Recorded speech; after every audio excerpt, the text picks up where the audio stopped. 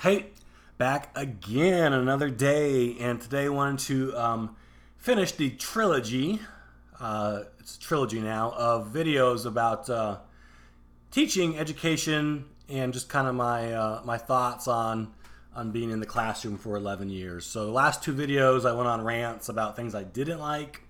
A whole video on the evils of lesson planning, excessive lesson planning, and then just other things in the classroom like the daily life of a teacher and why it's a hard job. So today I thought I would balance it out and talk about things I did like about being a teacher, because I did it for 11 years. I spent a lot of time going to school to become a teacher. So, if you may be thinking about getting into education, or you're a teacher yourself, or you want to know what it's like to be a teacher, these are some of the good things, because there's good things about it. What I like best, I was a social studies teacher. I taught history, and I'm a history dork. I love that stuff. So to go to work every day and talk shop, I guess, about the things that I really enjoyed and liked and is interesting to me, was awesome. It's a hobby, I guess you could say. When I'm not working, I'm watching history documentaries and TV shows and reading history books and looking at history websites. So because I was passionate about that. So being passionate about teaching something you're passionate about every single day is definitely kind of a perk, right? It beats going to work and talking about, I don't know, TCP reports. Is that what they had in Office Space? Or I can't, or I don't know, grammar or budgeting or what, I don't know, whatever. So that was really cool. I did like that. What else was cool is as a teacher, it's less and less these days, but you do have a lot of autonomy, right? I structure my class the way I want to. I do the lessons the way I want them done. I talk about the things that I want to talk to in the ways I want to explain them and go over them. So you have total freedom. You're not stuck in a cubicle every day with a list of to-dos. You get to kind of move around, and it's just you have a ton of freedom, which is very, very appealing to many people, to just kind of like do your job kind of the way that you want to. You still got to do it good, and it's got to be interesting. The kids got to be engaged, because if not, good luck. But just to have that freedom every day, and every day is kind of different and new, and it's those are my lessons, those are my activities, those are my notes. Like that was definitely appealing to me as well. What else do I like? Of course, summer breaks is a big perk. Some schools do year round, and we didn't do that. So having summer breaks off was great. And trust me, by the end of the school year, you think kids are ready for summer? No. Those teachers are burnt out. They were ready by March, and it's a slog to get through that last part of the year. But to have a good 2+ months off and still get paychecks is pretty nice. I get to spend time with my daughter. I get to work on other projects. I can't live high in the hog because I'm still a teacher and making teacher salary. But just really having a huge chunk of time to live your life, live your life, to just that freedom is great. And then winter break and spring break and fall breaks, those are also really good too. So you work really hard, but you do get a good chunk of vacation time, at least at my school, and so that was a huge perk as well. What else did I like? I did like, this kind of goes with my subject, but being a history dork, this is like the reason I wanted to become a teacher in the first place. When I was in high school, that's kind of where I got my love and passion for history. There's a whole reason for it. But I was really into aviation, which in turn got me into military history, which then got me into regular history. So I always signed up for the higher level history classes, because I really wanted to learn about the things I was interested in, namely like World War II, Vietnam, Cold War, World War I. I liked that kind of stuff as a kid. So I took those like AP level history classes, and in those classes, barely even touch on the stuff I was interested in. I was always coming away disappointed with those classes because it's like, that's not the cool stuff. Not that war is cool, it's interesting. It's not the interesting stuff. That's not the stuff I wanted to learn about. So I always kind of came away disappointed. And when I got into teaching, this was like an internal promise I made, is I always wanted to give my kids the kind of history class I wanted for myself when I was their age, right? So in my classes, when it came to conflicts and wars, and teachers have different strengths, and maybe some teachers, that's just not their thing. That's totally my thing. So it was kind of like, a little bit of a military history in my classroom, and we'd go deep into like Revolutionary War tactics, and why did the men always have to? Because I never understood. Why did the guys always like stand in single line formation when they were firing? Why didn't you run for cover and duck? And that never made sense to me when I was little. It was, it seemed stupid. Well, there's good reason for doing that. So, we talk about that in class.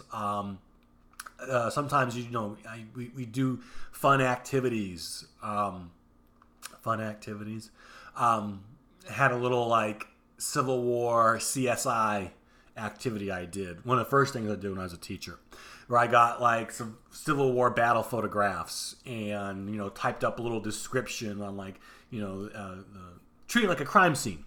And so like, here's like the evidence of this crime scene. There's some like bullet wads on the ground, and here's some men, and they were shot in the back with 2 or 3 bullet holes, and they were missing their shoes, and here's how the body, and try and it was kind of make believe, but using what they had learned before about Civil War battles and the weapons and stuff like that, and then trying to piece together like, well, what happened to these guys? How did they end up dying? What was the weapon used? Were they Northerners, Southerners? What was kind of going on? Just kind of a cool activity.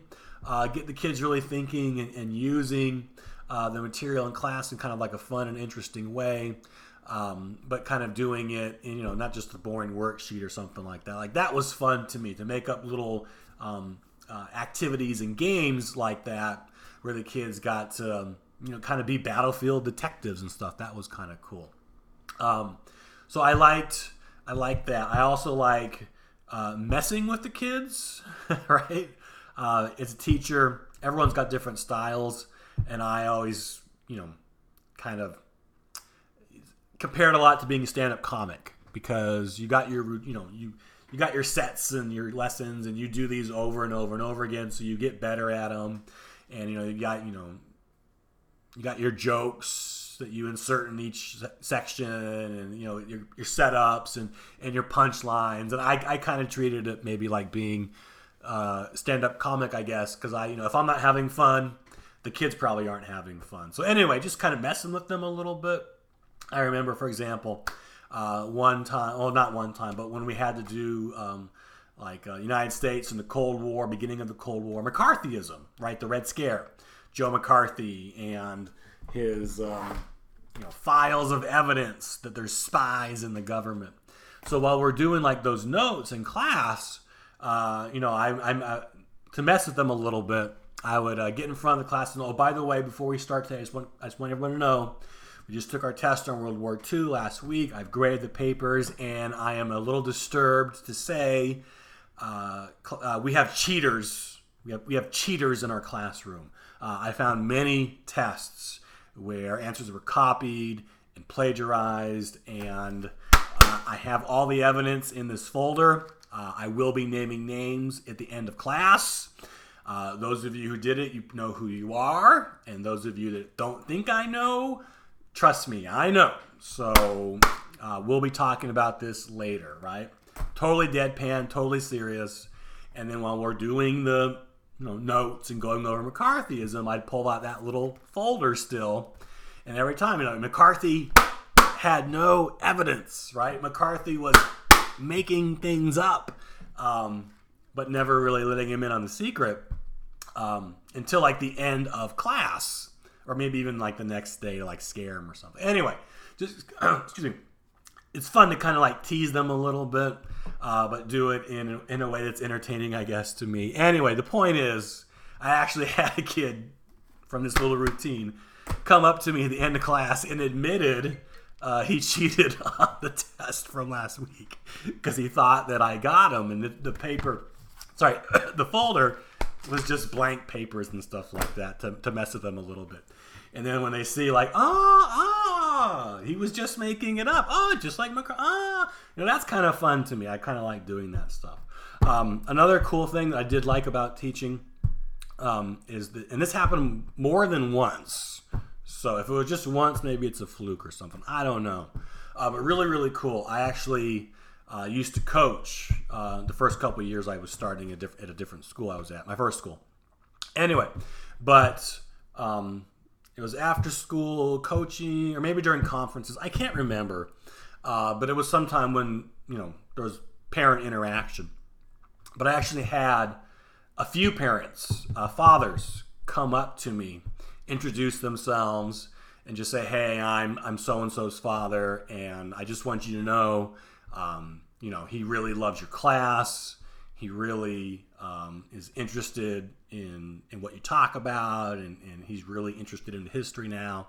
And like, I just wanted to thank you because he'll sit down with me, and we actually watch like History Channel together now, and he's asking questions and telling me things that he learned in your class that he saw on these shows, and they got to spend some bonding time together over something that the father actually obviously liked, and that the kid was getting interested in it as well. And so that was, like I said, that was my goal when I started teaching, is I wanted to give those kids the class I never had. I was super passionate about history, and if I could make them have that same passion as well, then I did my job. And so that was probably like the best compliment I ever could get, is that some of my kids actually got bit by the history bug, I guess you could say. And that was really cool. So it's not all bad. But it's just such a tough job. The pay is not really great. Teachers don't get respect. Again, they get pity. Pity's not respect. And like I said, for now, out of the classroom and looking hopefully for greener pastures wherever they may be. But anyway, that's it for now. But yeah, if you do want to get into teaching, the same thing I say, it's a young person's game. If you are a little older or just kind of, low energy, like those kids in the system will run you out. It's changed since I started again just 11 years ago. There's a lot more that they put on teachers. Expectations have never been higher. The students have never been. It's challenging. And if you don't love it, like if you don't love what you teach, you're not going to make it. The kids aren't going to get anything out of it, and and that's sad. You're like, hey, well, the money's good, right? You may not like it, but the pay, no.